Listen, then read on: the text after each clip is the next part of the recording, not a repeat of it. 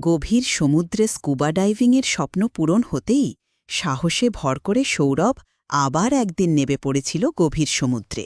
জলে নামতেই চারদিকের রঙিন প্রবাল, মাছ আর নীলাভ আলোয় সে মুগ্ধ।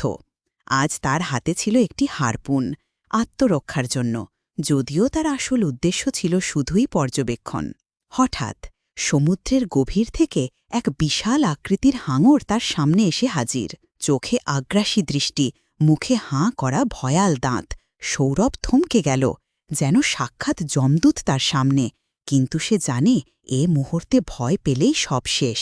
এক প্রচণ্ড ভয় আর অনিশ্চয়তা ধীরে ধীরে তাকে গ্রাস করতে থাকে। কি করা উচিত কিছুই ঠিক করতে পারছে না। কিন্তু সৌরভ সিদ্ধান্ত নেয় পালাবে না। ধীরে ধীরে সে পেছন দিকে সরে যায়, হারপুন তাক করে, কিন্তু সে আঘাত করতে চায় না। এটা শুধু নিজেকে রক্ষা করার কৌশল।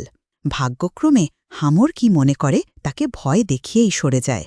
সৌরভ যেন হাতে প্রাণ ফিরে পায়।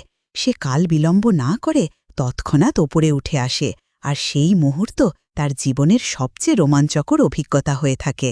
সাগরের নিচে সে শুধু জীবনের ভয়ই পায়নি, সাহসের নতুন সংজ্ঞা শিখে এসেছে। এখন সৌরভ জানে ভয়ের মুখোমুখি দাঁড়িয়ে থাকাই আসল সাহস।